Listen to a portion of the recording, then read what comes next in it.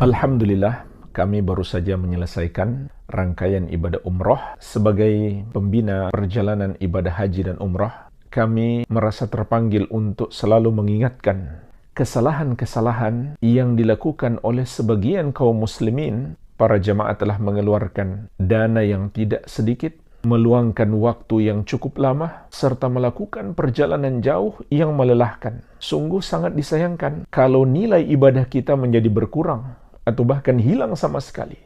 Kesalahan terbesar yang masih dilakukan oleh sebagian jamaah haji dan umrah, berbuat dosa syirik, mempersekutukan Allah, menduakan Allah Azza wa Jalla. Sebagai contoh jamaah sekalian, ketika kita melakukan tawaf, ada sebagian jamaah yang mengusap-ngusap tanda makam Ibrahim untuk mencari berkah. Maka ini termasuk syirik, juga termasuk bid'ah, dan sangat mengganggu jamaah yang lainnya yang sedang melakukan tawaf. Karena lalu lintas tawaf menjadi macet.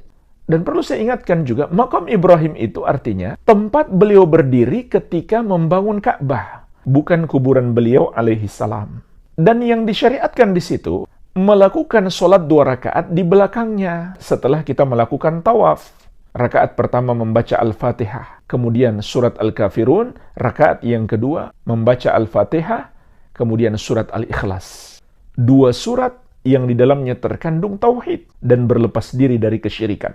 Bahkan jemaah sekalian, Al-Hajarul Aswad yang dianjurkan kita mengusap dan menciumnya bukan karena kita mencari berkahnya.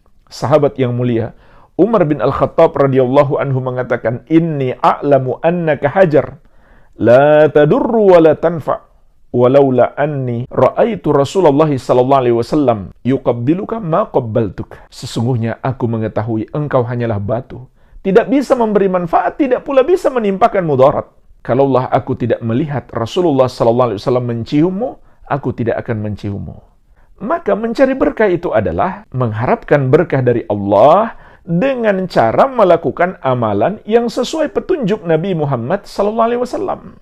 Bukan mengharapkan berkah dari makam Ibrahim, dari Hajarul Aswad, atau dari Ka'bah. Maka jemaah sekalian, ini termasuk syirik. Ketika seorang meyakini atau mengharapkan berkah dari selain Allah, atau sekedar meyakini benda-benda itu sebab keberkahan dengan cara diusap-usap. Ini termasuk syirik. Karena hanya Allah Azza wa Jalla yang maha mampu memberikan berkah. Tabarakallahu ahsanul khaliqin.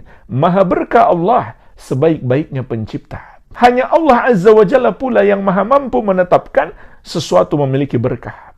Maka ketika kita mengharapkan berkah dari selain Allah, atau sekedar meyakini sesuatu mengandung berkah, padahal Allah tidak menetapkan padanya keberkahan, itu termasuk syirik. Kalau diyakini benda-benda itu hanyalah sebab dan Allah yang memberikan keberkahan, maka syirik kecil. Namun kalau diyakini benda-benda itulah yang memberikan keberkahan, bukan Allah, maka itu adalah syirik besar. Kalau dia masih berbuat dosa syirik, amal-amal ibadahnya tertolak.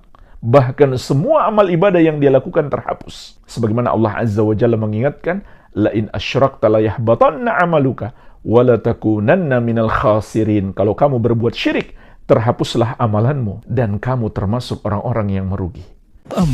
Pelopor bagian sunnah Asia Tenggara.